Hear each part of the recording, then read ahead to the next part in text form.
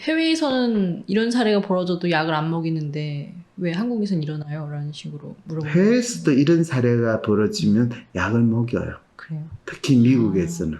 음. 근데 중요한 거는 미국에서는 학생 정서 행동 특성 검사가 이 검사를 교육부나 교육청이나 학교에서 실시해가지고 아이가 고위험군, 관심군 이래가지고 선별, 분류하는 짓은 추구도 하지 않아요. 그걸 하게 되면 1차적으로 인종차별보다 더한 인권 유린이라고 해서 결코 이런 건 상상조차 못해요.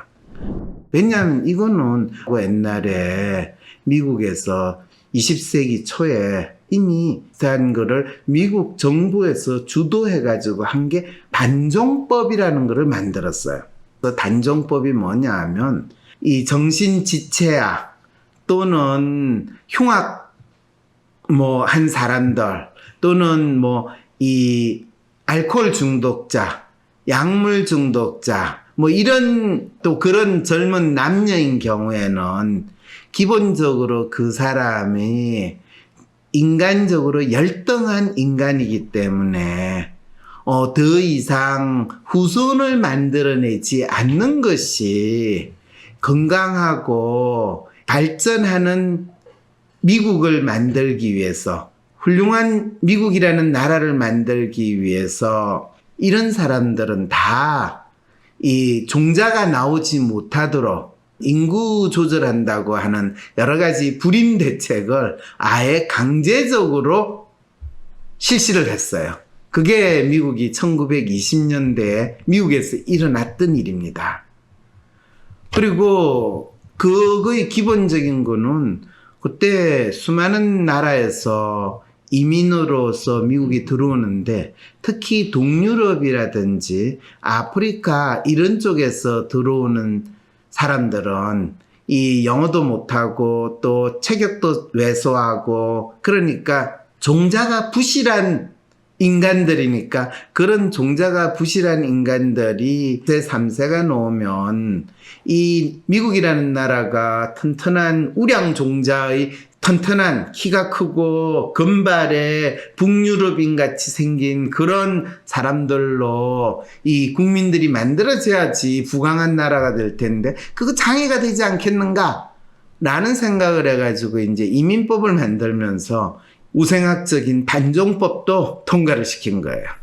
그래가지고 이걸 한 10년 정도 했는데 이게 없어지게 폐지가 된 아직도 흔적이 있는 이 주가 몇 주가 있는데 연방 차원에서는 이게 폐기가 된 가장 큰 이유가 뭔지 아세요?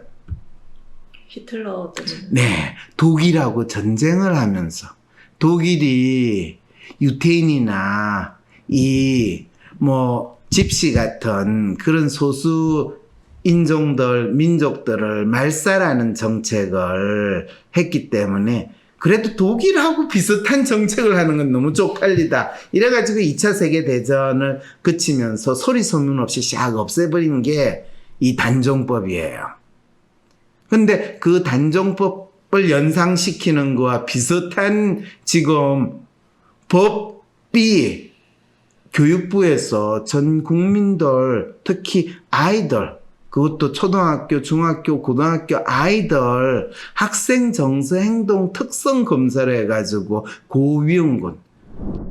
처음에 이 검사를 만들고 전 학생들한테 실시하는 이유는 뭐냐 하면 학생들의 자살률이 높아지기 때문에 그 자살률을 이 위험성이 높은 아이들을 사전에 이 선별해가지고 그 아이에게 관심을 좀 기울이면 자살률이 좀 떨어지지 않겠는가라는 생각에서 지금으로부터 거의 12년 전에 이런 희한한 제도를 만들어서 지금까지 12년 동안 진행돼 왔다는 것도 신기한데 실제로는 그걸로 인해 가지고 그럼 학생들의 자살률이 줄어들었냐? 아니에요. 더 증가했어요. 왜 증가했는가라는 거에 대해서 의문을 가지면 상황에서 재밌는 거는 그 관심군으로 선별된 아이들이 어떤 관심을 받는가를 봤더니 담임쌤의 지극한 관심을 받기도 하지만은 그와 동시에 그 아이들은 위센터, 위클래스 상담 교사하고 만나가지고 또 상담을 받거나 또 다른 심리 검사를 받은 이후에 그 위클래스 상담 교사의 권고로 이 인근에 있는 더 전문적인 기관, 그 전문적인 기관이라는 게 말은 상담센터와 정신과 병원이나 의사라고 해야지만 거의 90% 이상 이 정신과 병원으로 보내가지고 그냥 병명을 붙이고 약을 받아먹게 하는 이게 지금 아주 체계적으로 일어난 게 지금 지연이 어머니가 지금 겪고 있는 상황이라는 거죠. 그리고 오늘 지연이 어머니와 정신과 의사의 참 희한한 대화를 여러분들은 듣게 된 거고요.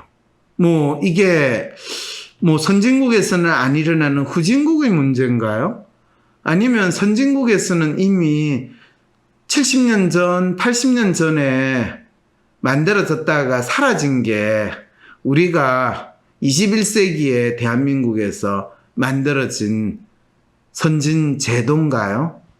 아니면 진짜 대한민국에 있는 아이들이 학교에서 적응하고 힘든 게 다 정신병으로 몰아서 그냥 정신병 약을 먹여서 어떻게 치료라는 이름으로 그 아이들을 정신병자로 진단하고 병을 치료해야 되는 일이 돼버린 건가요? 이런 질문들을 해볼 수 있어요.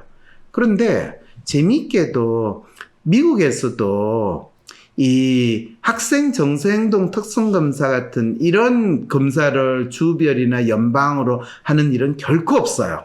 그런데 미국의 의사들도 그게 소아과 의사나 소아청소년과 의사나 정신과 의사들이 아이들의 이런 행동에 대해서 부모 이야기를 듣거나 학교 교사 이야기를 듣고 아이를 볼 필요도 없이 그러면 그 체크리스트 체크해가지고 얘는 ADHD입니다. 이렇게 판단을 내리는 거는 기본적으로 일어나고 있어요.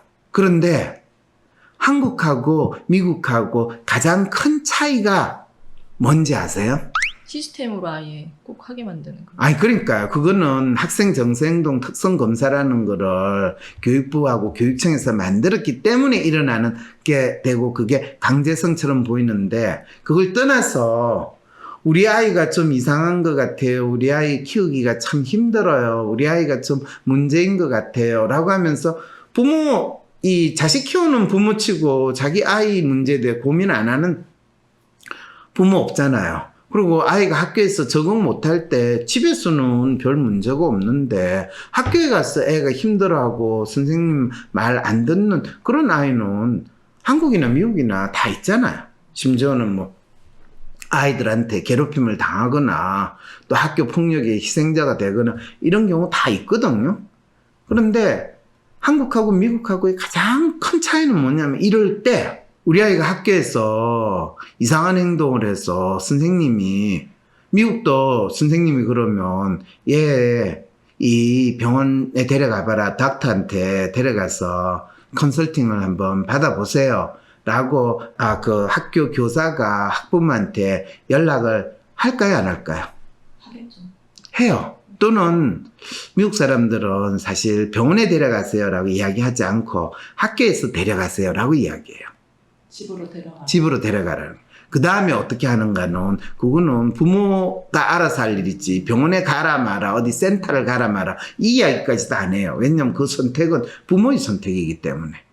미국 사람들의 사고구조는 그래요. 그런데 미국 사람들은 우리처럼 쉽게 어떤 옆에 있는 사람이 아프다든지 이상하다 쪽 하면 야 병원에 가 빨리 가 이런 이야기를 하지 않아요.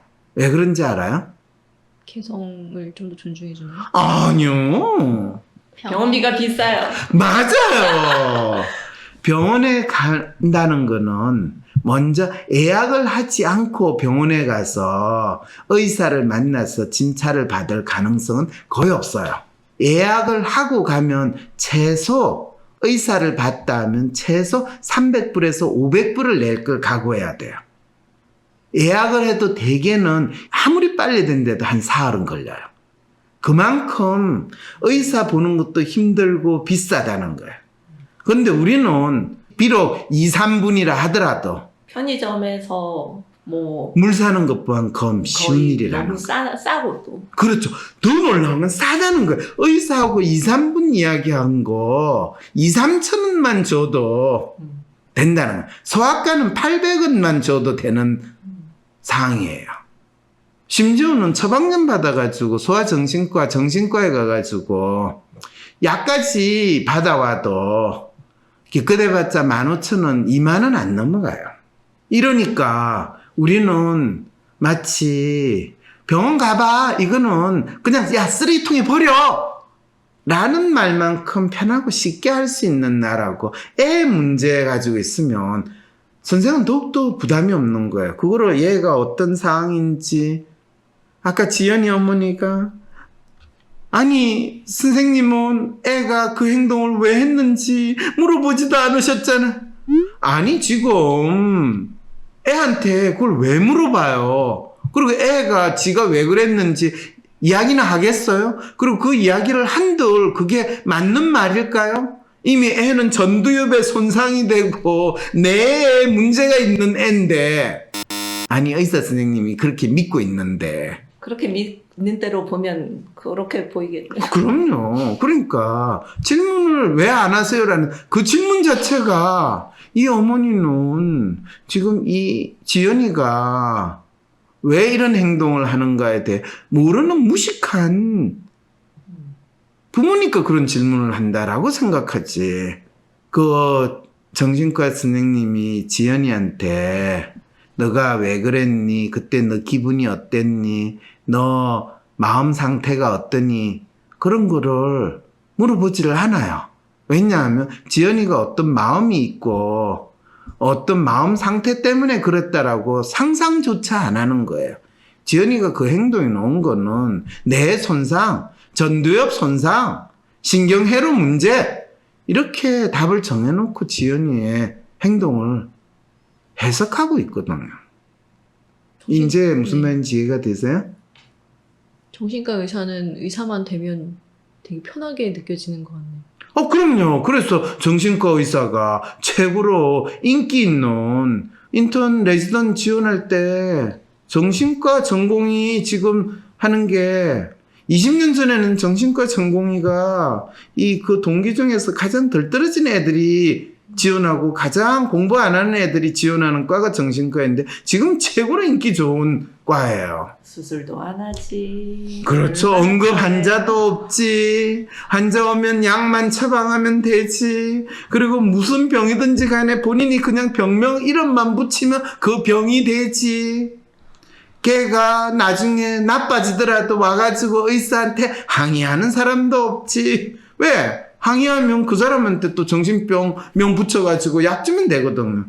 내한테 와가지고 아까 어머니처럼 지연이 어머니처럼 말씀하시면요 곧 제가 지연이 어머님을 위한 이 처방도 해드릴 수 있습니다. 이렇게 되는 거죠. 엿장수 마음대로네요, 진짜. 엿장수 마음이라뇨. 이분이 지금 코에 걸면 코 걸림, 귀에 걸면 귀 걸림. 네. 그래서 사실은 20세기 중반까지 정신과 의사라는 사람들은 의대 안에서도 의사로 취급을 못 받았는데 지금은 정신과 의사가 최고로 좋은 이 전공의로 취급을 받게 된 게 바로 이 정신약물, 정신병약이라고 이름이 되는 그게 이 1950년대부터 만들어지기 시작을 했어요. 2차 세계대전 동안에 일본이나 연합군이나 독일군이나 이 국가적으로 병사들의 사기를 진작시키고 전투 의욕을 북돋기 위해서 국가에서 만들어가지고 배급해준 약물이 있어요. 약이 있어요. 그 약을 먹으면 밤새 이 전투를 치러도 초롱초롱하고 며칠씩 행군을 해도 피곤하지 않는 기적의 약인 거예요. 그 약을 지금은 우리는 뭐라고 부르냐면 히로뽕이라고 불러요. 뭐 미군이나 연합군 쪽에서는 사용했던 약은 나중에 그게 암페타민, 크로프로마진 뭐 이런 약들이 만들어지는 기초가 됐고, 그것이 1950년 이후 정신의학 또는 정신약품이라는 걸로 만들어지는 기초가 됐는데, 그게 지금 전쟁터가 아닌 학교 장면에서 제대로 적응하지 못하고 생활하지 못하는 우리 아이들에게 널리 그 아이들을 학교 생활을 할 수 있도록 도와주는 약으로 사용되고 있다니 얼마나 다행이고 반갑고 좋은 일이에요. 여러분, 저 말이 진심이 아닌가 아시죠? 오늘 빨리 끝내야 되겠다. 네, 여러분 안녕히 계세요. 진짜.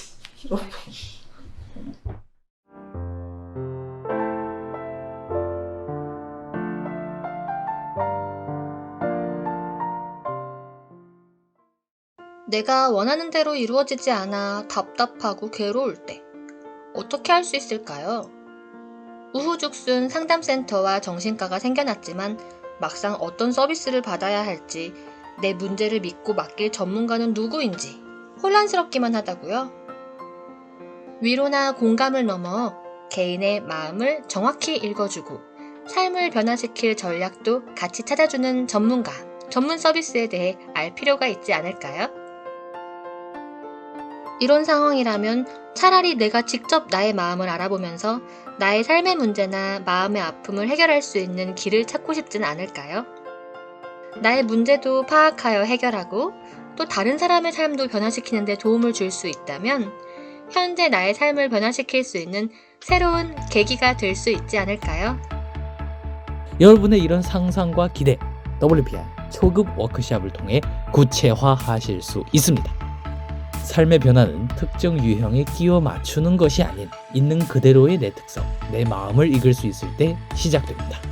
한 사람의 성격과 마음을 정확히 찍어 나타내어 마음의 MRI로 비유되는 WPI 검사는 한국인의 마음에 대한 연구를 통해 개발해낸 성격 및 라이프스타일 진단 방법입니다. 셜록 황이란 닉네임으로 유명한 대한민국 대표 심리학자, 한국인의 심리를 연구한 황상민 박사님의 직강으로 WPI 검사 결과를 해석하는 방법을 통해 자신의 마음을 알고 문제를 스스로 해결하는 능력뿐 아니라 주변 사람들의 마음을 읽어주는 WPI 상담가로 발전할 수 있는 시간. 당신이 상상하는 완전히 새로운 세상. 이제 WPI 초급과정 워크숍에 참여함으로써 여러분의 삶을 바꿀 수 있는 새로운 기회를 찾을 수 있습니다. 온라인 교육 시대에 새롭게 바뀌어진 WPI 초급과정. 온라인 원격 교육으로 누구나 쉽게 참여할 수 있습니다. 신청하세요. WPI 초급과정 워크숍. 강의 구성은 이렇습니다. 오전에 WPI 상담 코칭 과정 소개, 인간의 성격과 WPI 성격 구조에 대한 이해. 오후에는 멘토와 함께하는 조별 토론과 WPI 상의 5가지 자기평가 유형에 대한 이해. 그리고 황 박사님께서 직접 참가자들의 프로파일을 해석해 주시고 내 사연에 대한 1:1 원포인트 레슨까지 받으실 수 있습니다. 황심소에서 사연을 찾습니다. 현재 대한민국에 사는 전국의 모든 초등학교 1학년, 4학년, 그리고 중학교 1학년, 고등학교 1학년 학생들은 학생 정서 행동 특성 검사란 이름의 검사를 받고 있습니다. 교육부는 이 검사가 아이의 정신질환을 확인하기 위한 진단검사는 아니지만 아이의 성격 특성과 주의력 결핍 과잉 행동장애, 이른바 ADHD, 그리고 불안, 우울, 학교 폭력 피해, 자살 위기 등 주요 정서 행동 특성의 전반에 대해 알려준다고 말합니다. 그리고 우리의 소중한 아이들은 이 검사의 결과에 따라 정상군 또는 관심군으로 나뉘어집니다. 특히 이 검사에서 관심군으로 분류된 아이들은 학교 내 상담실인 위클래스나 위센터 혹은 정신건강복지센터를 거쳐 신경정신과 병원으로 보내져 심리검사와 정신과 진료를 받게 됩니다. 그리고 이 일련의 시스템의 끝자락에서 다수의 아이들은 자신의 의지와는 상관없이 정신과 약물을 권유받고 또 복용하기 시작합니다. 황심소에서는 이런 학생 정서 행동 특성 검사와 관련한 경험을 하신 분들의 사연을 찾고 있습니다. 자녀가 학교에서 학생 정서 행동 특성 검사를 받고 관심군으로 분류되어 담임 선생님이나 위센터 상담사로부터 추가 상담과 검사를 하고 또 이어진 정신과 진료를 통해 아이가 가진 문제를 파악하고 해결하고자 하셨던 분, 또는 주변에 그런 경험이 있는 분들의 사연을 황심소에 알려주시기 바랍니다. 사연을 보내주실 곳은 다음과 같습니다. 이메일 sherlockwhang@gmail.com sherlockwhang@gmail.com 또는 카카오톡 010-3438-2439로 연락 주시기 바랍니다.